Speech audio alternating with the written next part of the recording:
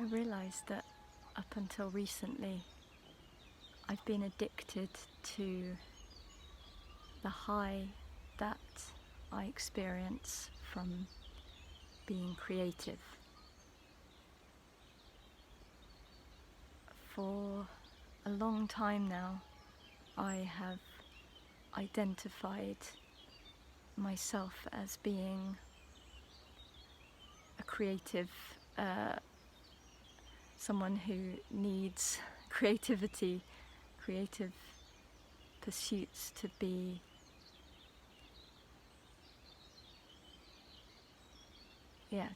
validated, I suppose.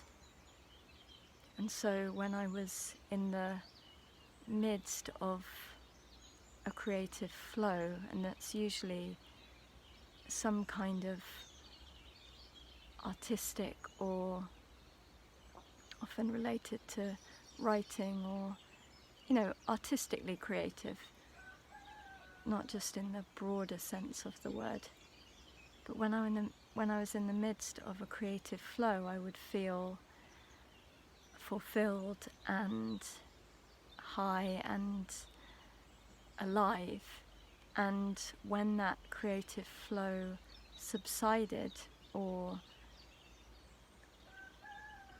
the project or the piece that I was creating was completed,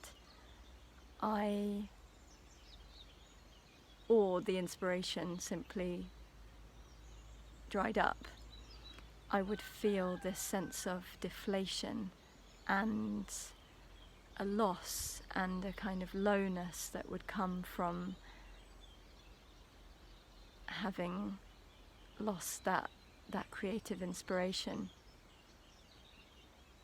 And this was problematic because while I experienced a beautiful, joyful feeling in the midst of that artistic, creative activity, the low that would come would be sometimes very harsh, and my inner critic would fire up and start to insult me from the inside, telling me how useless and lazy and unsuccessful and all these things I was.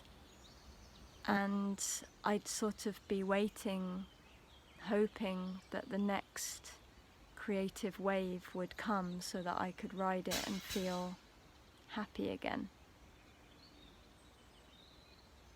But the more I let go of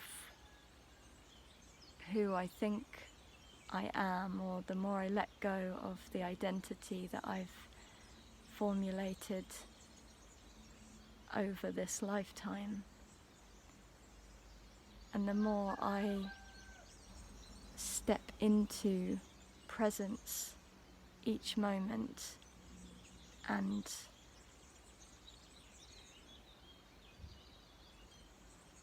develop this subjective approach to life, i.e.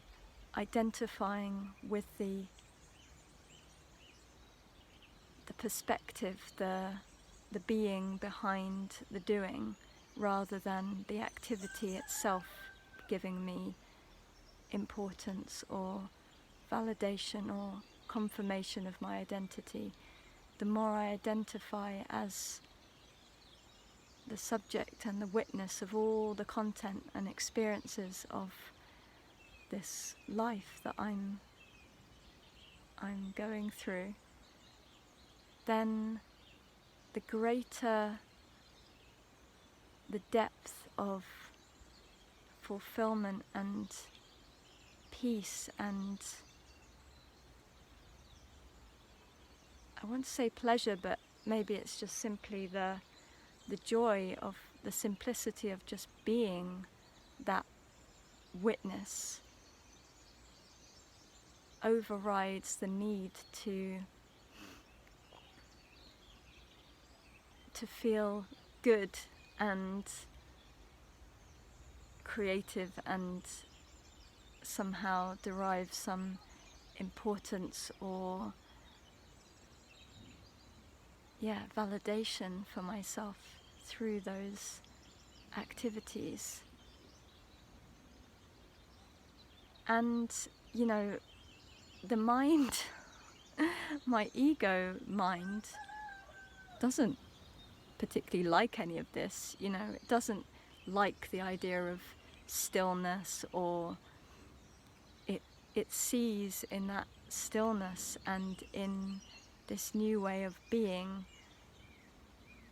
its death, and it desperately wants to protect itself and convince me that the way I have been living prior to this was superior, and that what I'm awakening to now is somehow flawed, or it will just say anything to discredit this new perspective. But I'm just making a video. I'll be with you in a minute, okay?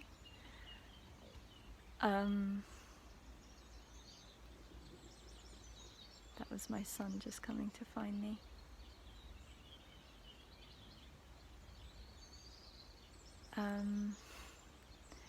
Anyway, the ego has plenty it wants to say about this process that I'm going through, but intuitively and deep down, in a place that is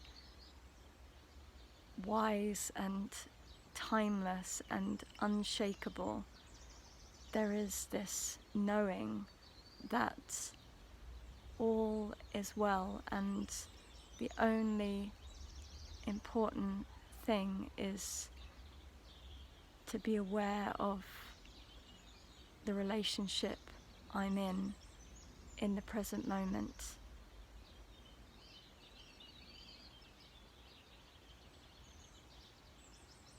And I'm grateful again to Eckhart Tolle for his teaching, because it's been so supportive and continues to be so supportive on this journey. I've just completed reading A New Earth, which was incredible.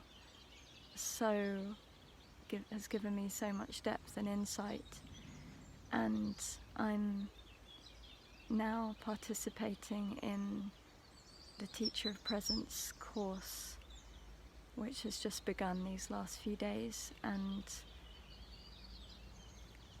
it's challenging for the ego to surrender to this new way of being, but there's such a deep contentment and peace that underlies all of this moment by moment transformation, that it feels also